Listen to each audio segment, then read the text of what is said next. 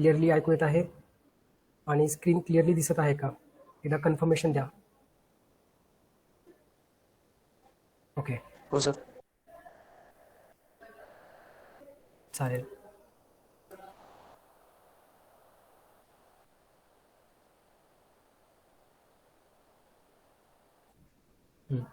आता लक्षात घ्या, मी माझी स्क्रीन शेअर करतोय तुमच्यासोबत, त्यामुळे तुमच्या आलेल्या कमेंट्स मला वाचता येणार नाहीत. त्यासाठी जर तुम्हाला काही डाऊट वगैरे असेल किंवा मे बी इंटरनेट डिस्कनेक्ट वगैरे झाला तर मला तुम्ही सांगू शकता. फोन म्हणजे मे बी इंटरनेट जर डिस्कनेक्ट झाला शिकवताना तर मला फोनवर तुम्ही सांगू शकता. आणि जर कोणाला काही डाऊट असेल तर मायक्रोफोन चालू करून बोलायचं डायरेक्टली. ठीक आहे. स्क्रीन शेअर करत असल्यामुळे मला कमेंट दिसणार नाहीत आता.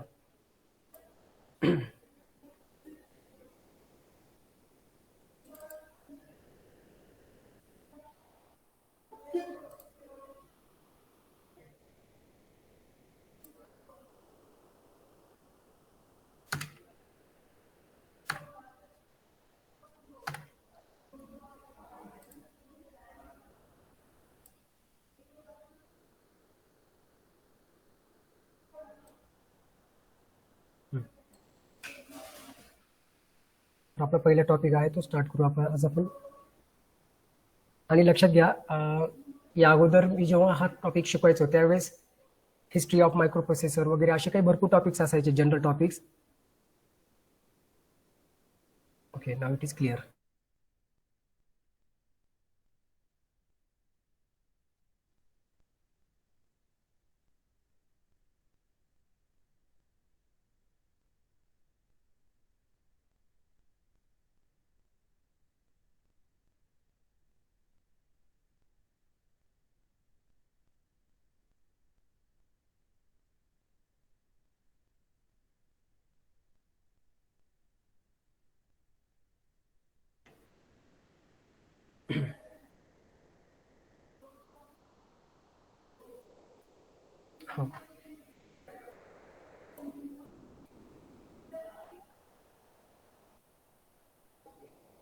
ओके, तर बघा, या अगोदरच्या बॅचेसला जेव्हा मी हा सब्जेक्ट शिकवायचो त्यावेळेस काय करायचो आपण, पहिले 2 ते 3 दिवस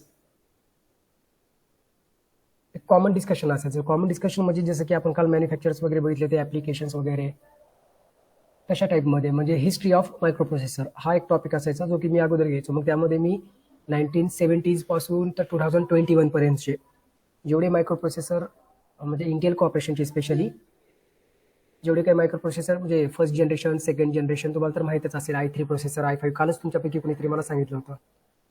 तर first generation, second generation processor हे सगळे डिटेलमध्ये आपण त्यामध्ये डिस्कस करत होतो. आता मी सुरुवातीला ते टॉपिक घेण्याच्या ऐवजी काय करेल मी आता, किंवा जे काही टर्म्स वगैरे असतात मायक्रोप्रोसेसरच्या रिलेटेड वगैरे ते मी अगोदर डिस्कस करत असायचो. आता ह्यावेळेस आपण काय करूयात, डायरेक्टली पहिल्या टॉपिकला आपण स्टार्ट करू आणि त्या टॉपिकनुसार जे काही टर्म्स वगैरे जेव्हा मला ती आवश्यकता असेल त्या टर्म्स वगैरे मी तिथे कव्हर करेल. ठीक आहे. तर आज हा पहिला टॉपिक आहे आपला, आर्किटेक्चर ऑफ 8085 मायक्रोप्रोसेसर. आर्किटेक्चर म्हणजे ही ब्लॉक डायग्राम आहे, लक्षात घ्या.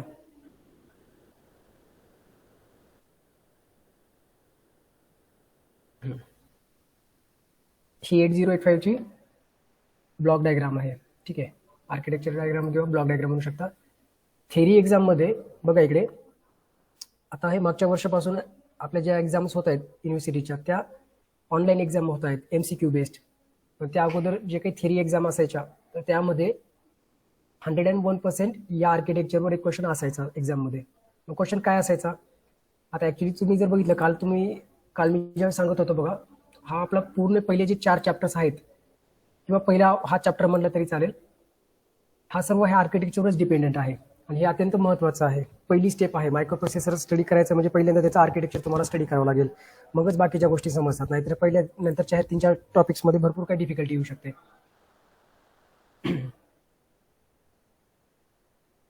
तर बघा, जेव्हा आपली थेरी एक्झाम असायची त्यावेळेस 101% या आर्किटेक्चरवर एक क्वेश्चन डेफिनेटली असायचा. ठीक आहे. मग तो क्वेश्चन कसा असायचा, draw the architecture of 8085. Okay, अशा प्रकारचा क्वेश्चन असायचा त्यामध्ये. किंवा what are the different types of registers in 8085, ते सुद्धा हे आर्किटेक्चरमध्येच कव्हर होतं. ते आपण बघूयात कुठे आहे ते रजिस्टर वगैरे.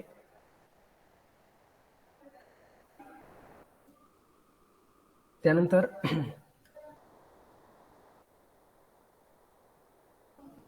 हे इथे रजिस्टर्स आहेत, बघू शकता इथे हे BCDEHL हे रजिस्टर्स आहेत 8085 मधील. हे इन्स्ट्रक्शन रजिस्टर, त्यानंतर हे stack pointer, program counter register, हे सगळे रजिस्टर्स आहेत इथे दिलेले. काही 8 बीट रजिस्टर्स आहेत आणि काही 16 बीट रजिस्टर्स आहेत. हे रजिस्टर ॲरे दिलेला आहे इथे, ठीक आहे.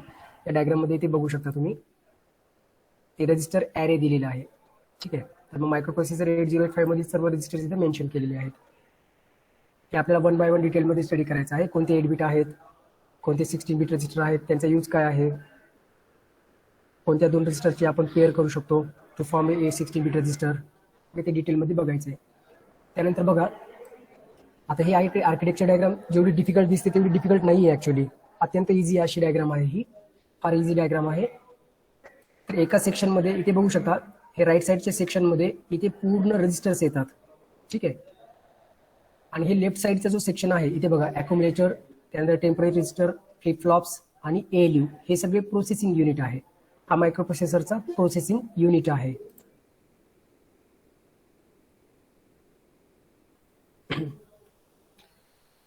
तर हे लेफ्ट साईडचं बघा, हे ॲक्युम्युलेटर, टेम्पररी रजिस्टर, फ्लॅग रजिस्टर आणि ALU हा आहे प्रोसेसिंग युनिट. हा आहे रजिस्टर सेक्शन, ठीक आहे. इथे आहे टायमिंग अँड कंट्रोल युनिट. इथे बॉटम साईडला इथे बघू शकता तुम्ही, टायमिंग अँड कंट्रोल युनिट इथे दिलेला आहे तो. तरी टायमिंग अँड कंट्रोल युनिटमध्ये इथे बघा, इथे क्रिस्टल ऑसिलेटर कनेक्ट करण्यासाठी ज्या 2 पिन्स दिलेल्या आहेत, X1 आणि X2. He diagram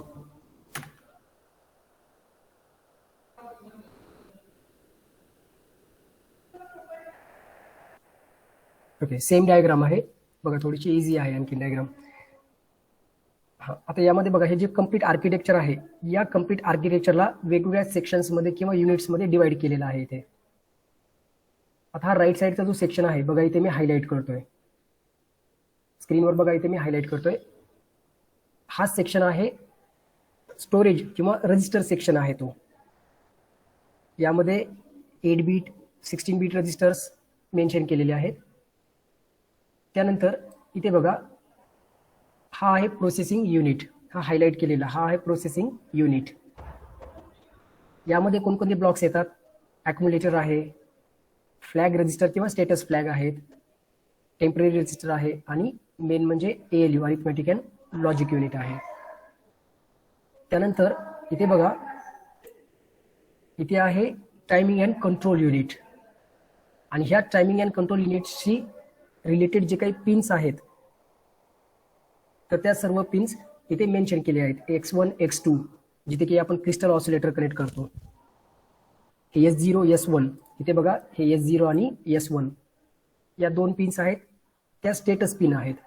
These 2 pins indicates which operation the microprocessor is going to perform, whether it is a write operation or whether it is a read operation.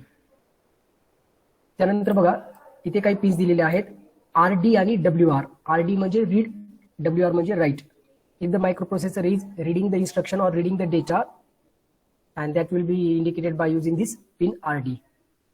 And if it is a write operation, then the status of that write operation will be indicated by this WR pin. नंतर IO/M बार एक दिसत आहे. याचा अर्थ आहे input, output और memory. आता जो डेटा मायक्रोप्रोसेसर रीड किंवा राईट करत आहे, तर तो डेटा मेमरीवर स्टोर आहे का IO डिव्हाइसेस पासून तो डेटा कम्युनिकेट करतोय मायक्रोप्रोसेसर. ते ऑपरेशन म्हणजे whether the microprocessor is communicating with memory or IO devices, that will be indicated by this pin IO/M bar. हे M bar का आहे, because it is a active low pin. त्यानंतर बघा, इथे एक आहे ALE पिन आहे, ऍड्रेस लॅच इनेबल. ते नंतर डिटेलमध्ये बघूयात आपण. काही रिसेट पिन आहेत, रेडी आणि होल्ड पिन आहे. होल्ड आहे, होल्ड एक्नॉलेजमेंट आहे, रेडी पिन आहे यामध्ये. So this ready pin indicates whether the microprocessor is ready for executing the next instruction or not. Okay. Hold pin आहे, if the microprocessor is busy doing a certain task or executing a certain instruction, so it will inform the interrupting devices which are requesting for the attention of microprocessor that the microprocessor is busy executing some another instructions. So the request will be the request from that IO device will be hold for some time. Okay, ते accept करणार नाही तो request काही वेळासाठी. हा आहे timing and control unit. त्यानंतर हा इथे बघा हे serial communication. Microprocessor 8085 supports both parallel as well as serial communication. Serial communication मध्ये ज्या पिन्स येतात त्या आहेत SID आणि SOD, सिरियल इनपुट डेटा आणि serial output data. Both read and write operation can be performed by using this microprocessor 8085. It supports the serial communication. It also supports the interrupts. आता हे interrupts काय असतात सांगतो मी short मध्ये, लक्ष द्या इकडे. आता बघा इथे हे इंटरप्ट्स आणि हे कोणकोणत्या इंटरप्ट्सला सपोर्ट करतो ते सर्व इंटरप्टची इथे यादी दिलेली आहे. जसं की ट्रॅप इंटरप्ट आहे ज्याची प्रायोरिटीनुसार दिलेली आहेत त्याची प्रायोरिटी हायेस्ट आहे. नंतर RST 7.5, RST 6.5 इथे बघू शकता या ब्लॉक डायग्राम मध्ये. RST 7.5, RST 6.5, RST 5.5, INTR आणि ट्रॅप हे इंटरप्ट्स आहेत. हे INTA हे इंटरप्ट नाहीये, लक्षात ठेवा. हा इंटरप्ट ॲक्नॉलेजमेंट आहे. जर तुम्हाला इंटरप्ट काय आहे हे माहित असेल तर इंटरप्ट आणि इंटरप्ट ॲक्नॉलेजमेंट पिन काय हे सुद्धा तुम्हाला लक्षात येईल. तर ही आहे बघा block diagram. This is the block diagram or architecture of 8085. Okay, आता हे आर्किटेक्चर मध्ये बघा सिस्क आणि रिस्क आर्किटेक्चर आहेत, ते मी नंतर घेईल. सध्या आपल्याला फक्त ही ब्लॉक डायग्राम बघायची आहे.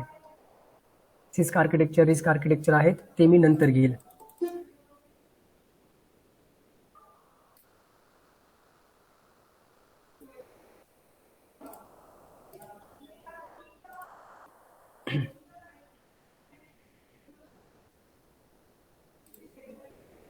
ओके, आपण जस्ट एक ओव्हरव्ह्यू डिस्कस केलेला आहे, overview of block diagram of 8085. आता वन बाय वन प्रत्येक सेक्शनला आपण डिटेलमध्ये स्टडी करूयात. ओके,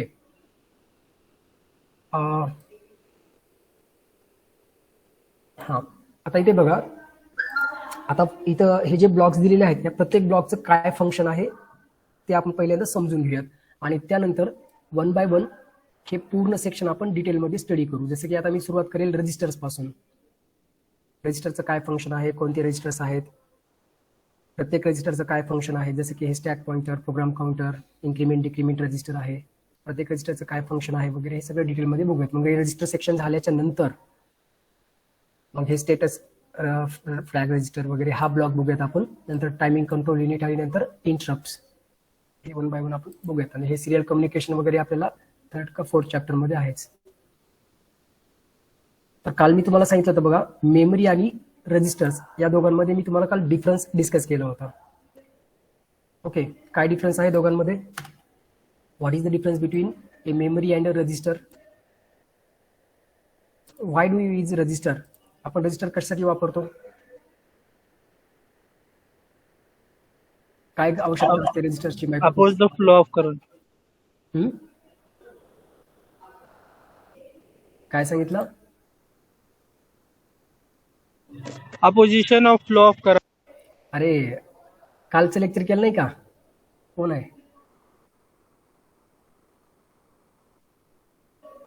67 शेख आदिल, कालचा लेक्चर केलं नाही का आदिल.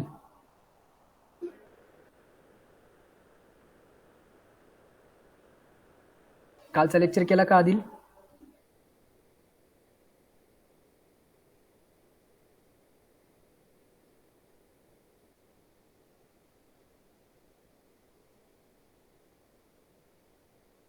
अच्छा नाही केला, त्याच्यामुळेच हे उत्तर दिलं तुम्ही रजिस्टरचं. बघा इकडे, to save the temporary data. Very good, correct आहे. लक्षात घ्या, काल मी तुम्हाला सांगितलं होतं हे रजिस्टर आणि रजिस्टर दोन्ही डिफरंट गोष्टी आहेत. ह्या रजिस्टर म्हणजे आपण आपल्या इलेक्ट्रिकल मधला रजिस्टर, इंडक्टर कॅपॅसिटर रजिस्टर, तो रजिस्टर नाहीये हा. एक मिनिट, इथे बघा हे ब्लॉक डायग्राम मध्ये, काल हे ब्लॉक डायग्राम एक्सप्लेन करताना मी सांगितलं होतं. हे रजिस्टर बोलतोय मी, REGISTER register, not RESISTOR.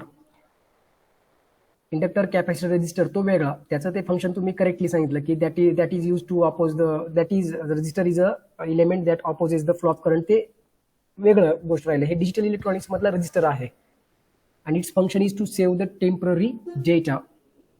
Okay, data storing element आहे. इन शॉर्ट सांगायचं म्हणजे register is a data storage और data storing element. Okay, and transfer the data to store and transfer data and instructions. फक्त आणि फक्त store करतो, लक्षात ठेवा. रजिस्टर हा फक्त आणि फक्त डेटा स्टोअर करतो.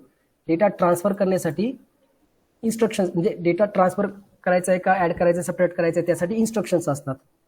आणि ते डेटा ट्रान्सफर होतो तर डेटा बसच्या थ्रू होत असतो, लक्षात ठेवा. मग तो डेटा ट्रान्सफर होतो. दोन रजिस्टर्सच्या मध्ये डेटा ट्रान्सफर होऊ शकतो, किंवा एका मेमरी लोकेशनमधून दुसऱ्या मेमरी लोकेशनमध्ये डेटा ट्रान्सफर होऊ शकतो, किंवा आयओ डिव्हाइसेसमध्ये किंवा मेमरी आयओ डिव्हाइसेसमध्ये हे डेटा ट्रान्सफर होऊ शकतो. तर त्यासाठी ते बसेस असतात. ठीक आहे, डेटा बस असते त्यासाठी. रजिस्टरचं फंक्शन आहे, the function of registers is only to store the data temporarily. Okay, and it is a part of RAM memory. म्हणजे होलाटाईल रजिस्टर म्हणजे काय असतं, होलाटाईल असतात. आता सपोज रजिस्टरमध्ये एक डेटा स्टोअर आहे 2B. आता 2B काय आहे, हेक्स व्हॅल्यू आहे त्या डेटाची. आणि जर तुम्ही त्या मायक्रोप्रोसेसरला रिसेट केलं, then the data, as I said earlier that the register is a volatile element. Okay, that means whenever there is a reset or power shutdown, then the data on the register will be reset to 0. ठीक आहे, म्हणजे जो काही data आहे previous data store तो पूर्ण data vanish होतो आणि त्याची जी बाय डिफॉल्ट व्हॅल्यू असते 0, तर ती व्हॅल्यू त्याच्यामध्ये स्टोअर होत असते रजिस्टरमध्ये. So register is a basically data storing element. मग हे रजिस्टर, आता हे बघा, हे आर्किटेक्चर ब्लॉक डायग्राम आपण बघितली. त्यामध्ये काय केलं आपण, फक्त त्या ब्लॉक डायग्राम वेगवेगळ्या सेक्शन्समध्ये डिवाइड केला आपण. आता ह्या फंक्शनल ब्लॉक डायग्राम मध्ये बघा, ह्या फंक्शनल ब्लॉक डायग्राम मध्ये जे इलिमेंट्स आहेत ते इलिमेंट्स आपण 1 बाय 1 स्टडी करतोय. आता हेच इलिमेंट्स होते का तिथे बघा, हे हायलाइट केलेले. रजिस्टर सेक्शन एक होता, त्यात एक प्रोसेसिंग युनिट होता, त्यामध्ये ALU वगैरे होता, त्यामध्ये एक टायमिंग कंट्रोल युनिट होता, एक सिरियल कम्युनिकेशनसाठी एक युनिट आहे. ठीक आहे, तर बघा मायक्रोप्रोसेसरमध्ये इथे बघा. So how many registers are there? So there are some 8-bit registers and there are some 16-bit registers. आता हे 8-bit रजिस्टर आणि 16-bit रजिस्टर म्हणजे काय exactly? This 8-bit or 16-bit tells how much bit of data can be stored. आता 8-bit म्हटलेलं आहे. Bit आणि bite ह्या दोघांमधला डिफरन्स तुम्हाला माहित पाहिजे. 8-bit आणि 8 byte. Okay, BYTE byte is a different term and BIT bit is a different term. The capacity of a register is expressed in BIT bit. Okay, इथे बघा, आता हा पूर्ण रजिस्टर सेक्शन आहे. म्हणजे हे एक प्रकारे डेटा स्टोरेज युनिट आहे मायक्रोप्रोसेसर. आणि हे लक्षात ठेवा, हे जे आर्किटेक्चर आपण बघतोय ना, तर ते मायक्रोप्रोसेसरची जी IC असते ना, तर त्या ICच्या मध्ये हे पूर्ण आर्किटेक्चर आहे. म्हणजे कुठलाही एक्सटर्नल पार्ट त्याला कनेक्ट करत नाही आपण, लक्षात ठेवा. तुम्ही मदरबोर्ड जर ओपन करून बघितला असेल, कधी CPUचा मदरबोर्ड बघितलेला असेल, तर त्या मदरबोर्डवर एक छोटीशी रेक्टँगल शेपमध्ये एक IC असते. ठीक आहे, ती असते आपल्या मायक्रोप्रोसेसर IC. आणि बाकी भरपूर IC असतात त्याच्यामध्ये. काल सांगितल्याप्रमाणे त्या ड्रायव्हर ICs असतात. ठीक आहे, किंवा दुसरे काही analogue to digital converter IC, digital to analogue converter IC वगैरे अशा काही ICs असतात त्यासाठी. त्यामध्ये त्या काही नेटवर्क कम्युनिकेशनसाठीच्या काही ICs असतात त्यामध्ये. तर ते मदरबोर्ड राहिला, ज्याच्यामध्ये की हे पूर्ण सेटअप येतो त्या सिस्टम मध्ये. त्याला आपण पूर्ण सिस्टम म्हणतो त्याला. ठीक आहे, आपण फक्त मायक्रोप्रोसेसर बद्दल स्टडी करतोय. मायक्रोप्रोसेसर म्हणजे काय, एक मिनिट, इथे बघा माझ्या PPT मध्ये आहे माझ्याकडे. इथे ही IC कशा प्रकारे दिसते बघा, इथे फिजिकल IC कशा प्रकारे दिसते.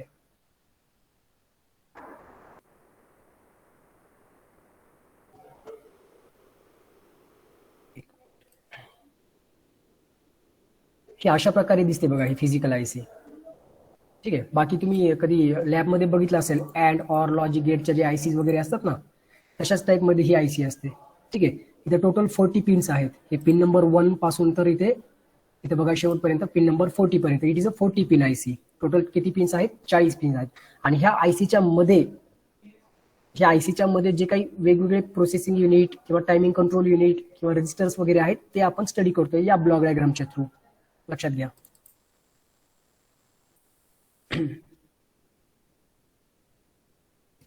हा हे बघा ही आयसी आहे ती. This is 8085 microprocessor IC. It is a 40 pin IC. Okay. ह्या आयसीच्या मध्ये जे इंटरनल पार्ट्स आहेत ते आपण यामध्ये स्टडी करतोय. हे त्याचे काही स्पेसिफिकेशन्स दिलेले आहेत, हे मी नंतर डिटेलमध्ये घेईलच. जसं की बघा इथे it is a 8 bit microprocessor. काल मी बहुतेक विचारलं होतं तुम्हाला, what do you mean by 8 bit microprocessor. 8 bit microprocessor आहे म्हणजे काय, काल विचारलेला प्रश्न आहे. What do you mean by 8 bit microprocessor. 8085 is a 8 bit microprocessor. What is the meaning of that. अर्थ काय होतो 8 बिट मायक्रोप्रोसेसरचा.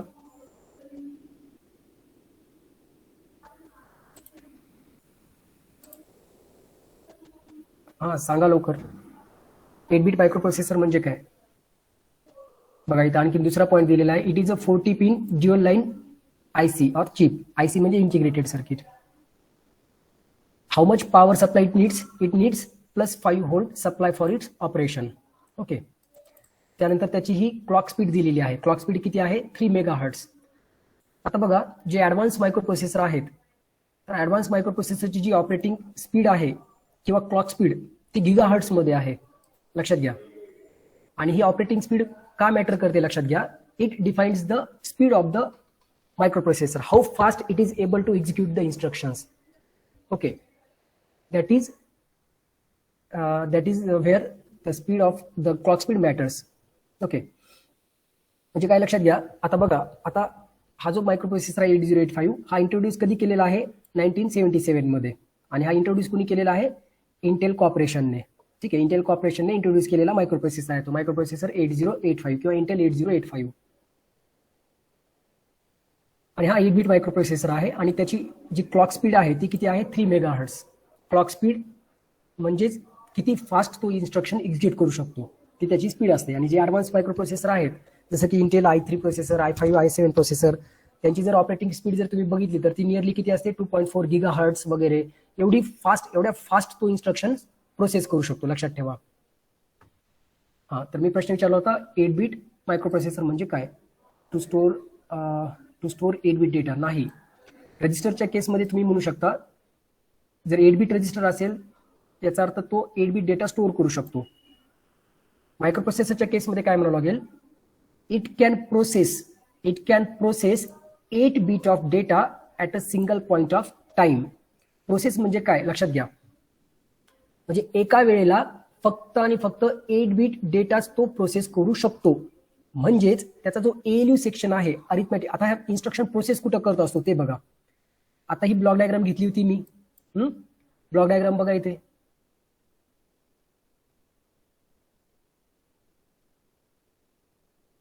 एक मिनिट. हा इथे आहे ती ब्लॉक डायग्राम बघा इथे. लक्षात घ्या. हे प्रश्न का विचारला मी तेही सांगतो. आता आपण जस्ट एक ओव्हरव्ह्यू डिस्कस केला होता. यामध्ये हे मायक्रोप्रोसेसरची ब्लॉक डायग्राम आहे. हा यामध्ये बघा मी तुम्हाला सांगितलं होतं. आता जस्ट एक आपण काय केलं की प्रत्येक ह्या आपण काय केलं हे मायक्रोप्रोसेसरला वेगवेगळ्या सेक्शन्स मध्ये डिवाइड केलं आपण. एक मिनिट. ही डायग्राम थोडी क्लिअर आहे. ही डायग्राम ओपन करू आपण. इथे बघा हे जे कम्प्लीट आर्किटेक्चर आहे किंवा जी कम्प्लीट ब्लॉक डायग्राम आहे त्याला आपण वेगवेगळ्या सेक्शन्स मध्ये डिवाइड केलं होतं. हा हायलाइट केलेला सेक्शन डेटा स्टोअर करण्यासाठी, टेम्पररी डेटा स्टोअर करण्यासाठी यूज केला जातो. हा हायलाइट केलेला. मग त्याच्यामध्ये असतात काय रजिस्टर असतात. काही 8 बिट रजिस्टर आहेत, काही 16 बिट रजिस्टर आहेत. 8 बिट रजिस्टर म्हणजे काय तर तो रजिस्टर म्हणजे हा इथं बी रजिस्टर दिलेला आहे. इथे बघा हा हायलाइट केलेला इथे दिलेला आहे हा बी रजिस्टर आणि ब्रॅकेटमध्ये त्याची कॅपॅसिटी दिलेली आहे. That means this B register can store 8 bit of data only. ठीक आहे. म्हणजे फक्त आणि फक्त 8 बिट डेटा तो त्याच्यामध्ये स्टोअर करू शकतो असा अर्थ झालाय. तसं आणखी बाकी कोणकोणते रजिस्टर्स आहेत BCDEHL. ठीक आहे. हे 6 रजिस्टर्स म्हणजे प्रत्येक रजिस्टर हा 8 बिट डेटा स्टोअर करू शकतो. त्यानंतर बघा स्टॅक पॉइंटर आणि प्रोग्राम काउंटर दिलेला आहे. त्यांच्या ब्रॅकेटमध्ये समोर लिहिलेले 16 म्हणजे त्यांची साईज आहे. ते जे रजिस्टर आहेत ना स्टॅक पॉइंटर रजिस्टर आणि प्रोग्राम काउंटर रजिस्टर तर ते 16 बिट डेटा स्टोअर करू शकतात असा त्याचा अर्थ झाला. ठीक आहे. हे मेमरी स्टोरेजमध्ये. आणि इकडे प्रोसेसिंग युनिट. आता बघा, तुम्ही जे मला आता सांगितलं की मी जे तुम्हाला प्रश्न विचारला होता की what do you mean by 8 bit register, त्याचंच इथे आन्सर आहे आपल्याला. बघा इथे तर आपण काय म्हटलं, 8 bit register that means it can process 8 bit of data at a single point of time. मग डेटा प्रोसेस कुठे होत असतो बघा इथे, त्यासाठी इथं प्रोसेसिंग युनिट दिलेलं आहे. प्रोसेसिंग युनिटमध्ये इथं जे ALU दिलेलं आहे ना, अरिथमॅटिक अँड लॉजिक युनिट, तर ह्या ALU मध्ये तो डेटा प्रोसेस होत असतो. आता डेटा प्रोसेस होतो म्हणजे नेमकं काय होतं, तर अरिथमॅटिक आणि लॉजिकल ऑपरेशन्स जे असतात ना, ते सगळे ऑपरेशन त्याच्यावर परफॉर्म होत असतात, बाकी काही नाही. प्रोसेस व्हायचं म्हणजे काही वेगळं काही होत नाही त्याच्यामध्ये. काही मॅथमॅटिकल कॅल्क्युलेशन असतात म्हणजे अरिथमॅटिक लॉजिकल ऑपरेशन असतात, ते फक्त त्याच्यामध्ये परफॉर्म होतात, बाकी काही होत नाही.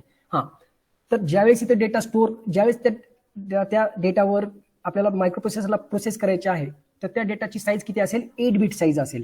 ठीक आहे. Or you can say microprocessor is capable to perform any operation on 8 bit data at a single point of only. ठीक आहे, एका वेळेला म्हणतोय मी, लक्षात घ्या. असं नाही, याचा अर्थ नाही की इन टोटल एकाच 8 बीट डेटा तो प्रोसेस करू शकतो. ठीक आहे, एका वेळेला म्हणतोय मी, एका वेळेला at a single point of time, हे लक्षात ठेवा. एका वेळेला फक्त आणि फक्त 8 बीट डेटा तो प्रोसेस करू शकतो. मग ह्याचा अर्थ काय झाला, ह्या प्रोसेसिंग युनिटमध्ये जेवढे एलिमेंट्स येतात त्या प्रत्येक एलिमेंटची साईज किती असेल, 8 बीटच असेल. आणि आहे का नाही ते तुम्ही चेक करा, आहे का नाही ते चेक करा. अॅक्युम्युलेटर आहे, ब्रॅकेटमध्ये बघा साईज किती दिलेली आहे, 8. अॅक्युम्युलेटर ऍक्च्युली एक रजिस्टर असतो, त्याचे काही फंक्शन, स्पेशल पर्पज रजिस्टर आहे, त्याचे काही फंक्शन्स आहेत ते नंतर बघू. नंतर फ्लॅग रजिस्टर आहेत, टेम्पररी रजिस्टर आहे आणि ALU आहे. ALU ची जरी इथे साईज दिलेली नसेल तरी तुम्ही लक्षात घ्या की ALU ची साईज आहे 8 बीट, कारण ALU हा प्रोसेसिंग युनिटचा भाग आहे आणि मायक्रोप्रोसेसर 8085 आहे, 8 बीट मायक्रोप्रोसेसर आहे, म्हणजे ॲट अ टाइम तो 8 बीट डेटा तो प्रोसेस करू शकतो. म्हणजे ALU ची साईज सुद्धा किती असेल, 8 बीटच असेल. ठीक आहे, हे आपल्याला यावरून क्लिअर झालं. हा जो पॉइंट आहे आपण आता डिस्कस केलेला तो.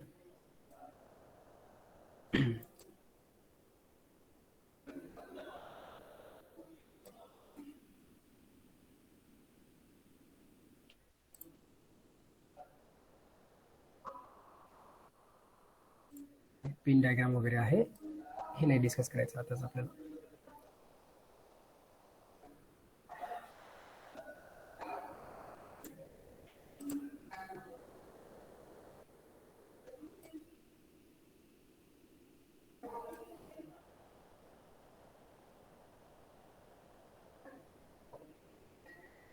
हां, ह्या फीचर्समध्ये बघा इथे.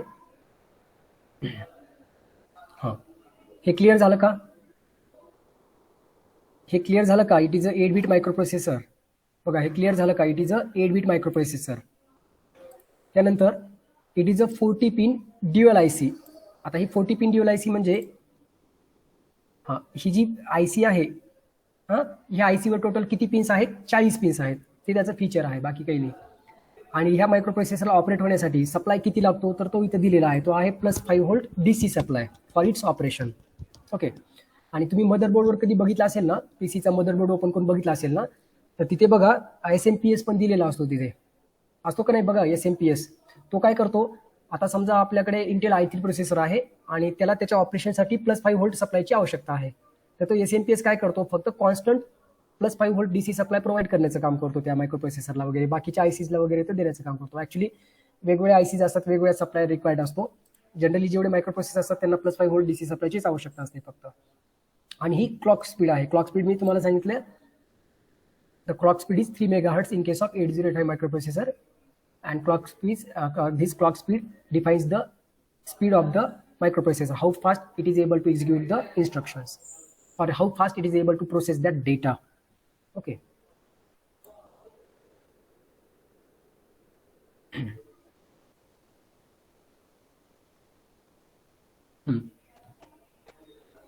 ओके, आता आपल्याला ह्या सेक्शनचं तर आपल्याला काम कळालं. हा स्टोरेज एलिमेंट आहे, हा स्टोरेज सेक्शन, याचं काम कळालं. त्यानंतर आपल्याला हा प्रोसेसिंग युनिट आहे, याचं सुद्धा काम कळालं आपल्याला. याच्यामध्ये काय आहे, ऍक्च्युली याच्यामध्ये जो रजिस्टर आहे ना, अॅक्युमुलेटर आहे दिलेला इथे बघा, एक रजिस्टर आहे बघा इथे, एक अॅक्युमुलेटर नावाचा, तो स्पेशल पर्पज रजिस्टर आहे. जेव्हा लक्षात घ्या, आता समजा आपल्याला अरिथमॅटिक ऑपरेशन परफॉर्म करायचे आहे. ठीक आहे, आज मी फक्त तुम्हाला हे थोडंसं डिटेलमध्ये डिस्कस करेल, त्यानंतर राहिलेले ब्लॉग्स आपण उद्याच्या लेक्चरमध्ये बघूया. आता इथे बघा, हा जो प्रोसेसिंग युनिट आहे, हे तर तुम्हाला क्लिअर झालं की प्रत्येक एलिमेंटची साईज, या युनिटमधील प्रत्येक एलिमेंटची साईज ही 8 बीट आहे. यामधला आणखी एक तुम्हाला इथे एक ब्लॉक दिसतो बघा, तो आहे अॅक्युमुलेटरचा ब्लॉक. आता ऍक्च्युली अॅक्युमुलेटरची आवश्यकता काय असते ते सांगतो बघा इकडे. आता सपोज मायक्रोप्रोसेसरला ऍडिशन ऑपरेशन परफॉर्म करायचं आहे, आता ऍडिशन करण्यासाठी मिनिमम किती व्हॅल्यूज असणं आवश्यक आहे? आपल्या मायक्रोप्रोसेसरला ऍडिशन करायचे आहे. 2 8 बीट डेटा आहेत, त्या 2 8 बीट डेटाची ऍडिशन परफॉर्म करायची. मग ऍडिशन करण्यासाठी किती मिनिमम व्हॅल्यूज लागतात? 2 व्हॅल्यूज लागतात. ठीक आहे. मग असं आपण अज्युम करूयात की एक जी व्हॅल्यू आहे ती एक व्हॅल्यू स्टोअर आहे या कुठल्या तरी एका रजिस्टरमध्ये स्टोअर आहे. आता इथे बघा किती रजिस्टर आहेत. हे BCDEHL हे 6 रजिस्टर आहेत आणि प्रत्येकाची साईज आहे 8 बीट. अज्युम करा ज्या 2 डेटावर ऍडिशन ऑपरेशन परफॉर्म करायचं आहे त्यापैकी एक डेटा एक व्हॅल्यू ही बी रजिस्टरमध्ये स्टोअर आहे. ठीक आहे. हा, दुसरी व्हॅल्यू ही बाय डिफॉल्ट कशामध्ये स्टोअर करावी लागेल? अॅक्युमुलेटरमध्ये. हा, का करावी लागेल ते सुद्धा याच्यामध्ये तुम्हाला क्लिअर होईल. बघा इकडे, कारण बघा ALU हा एक प्रोसेसिंग युनिटचा पार्ट आहे. ठीक आहे. म्हणजे मायक्रोप्रोसेसरला जेव्हा अरिथमॅटिक आणि लॉजिकल ऑपरेशन परफॉर्म करायचं आहे तर 2 पैकी एक डेटा कंपल्सरीली आपल्याला कशामध्ये स्टोअर करावा लागेल? अॅक्युमुलेटरमध्ये. हे एक अॅक्युमुलेटरचं फंक्शन आहे. म्हणून तर त्याला मी म्हटलं स्पेशल पर्पज रजिस्टर. त्यामुळेच मी त्याला स्पेशल पर्पज रजिस्टर असं म्हटलेलं आहे त्याला. ठीक आहे. कारण हे जे बाकी रजिस्टर इथे तुम्हाला दिसतात हे जनरल पर्पज रजिस्टर आहेत. BCDEHL हे जनरल पर्पज रजिस्टर आहेत. त्यामध्ये आपण फक्त डेटा स्टोअर करण्यासाठी, डेटा रीड राईट ऑपरेशनसाठी ही रजिस्टरचा यूज करतो. पण अॅक्युमुलेटर जो आहे, अॅक्युमुलेटरचे फंक्शन्स हे डिफरंट आहेत. जेव्हा ऍडिशन, अरिथमॅटिक आणि लॉजिकल ऑपरेशन्स परफॉर्म करायचे आहेत त्यापैकी दोन्हीपैकी एक डेटा आपल्याला स्टोअर करावा लागेल अॅक्युमुलेटरमध्ये. त्यानंतर जेव्हा मायक्रोप्रोसेसरला इनपुट आउटपुट डिव्हाइसेस पासून डेटा रीड करायचा आहे किंवा राईट करायचा आहे त्यावेळी सुद्धा पहिल्यांदा तो डेटा कशामध्ये स्टोअर करावा लागेल? अॅक्युमुलेटरमध्ये. That means to read the data from memory, external memory और IO device, input device, the first data will be loaded in to accumulator. हे सुद्धा अॅक्युमुलेटरचा एक स्पेशल पर्पज, एक म्हणजे स्पेशल, त्यामुळेच हा अॅक्युमुलेटर हा स्पेशल पर्पज आहे. ठीक आहे.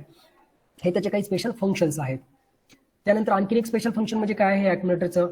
तर जेव्हा आपण आता सपोज आपण एक अरिथमॅटिक आणि लॉजिकल ऑपरेशन परफॉर्म केलं आहे 2 8 बीट डेटावर, मग त्याचा जो काही आलेला रिझल्ट असतो, ठीक आहे, तर तो रिझल्ट सुद्धा स्टोअर कशामध्ये होत असतो? अॅक्युमुलेटरमध्ये.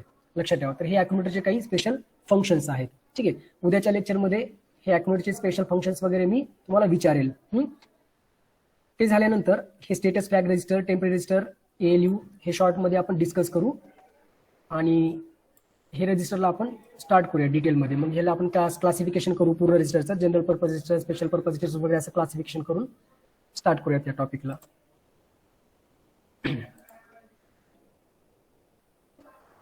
ओके, कोणाला काही डाऊट आहे? कोणाला काही डाऊट आहे का? आजच्या सेशनमध्ये कोणाला काही डाऊट असेल तर विचारा.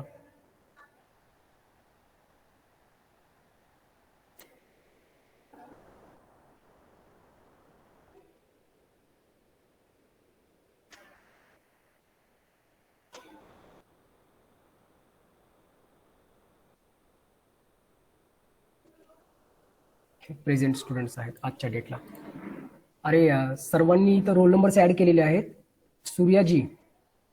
Suryaji Yadav, roll number add करायचा आहे नावासमोर.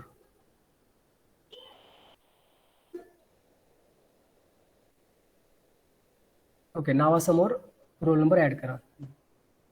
ठीक आहे. आपण इथे थांबूयात. राहिलेला पार्ट नेक्स्ट लेक्चरमध्ये कव्हर करू.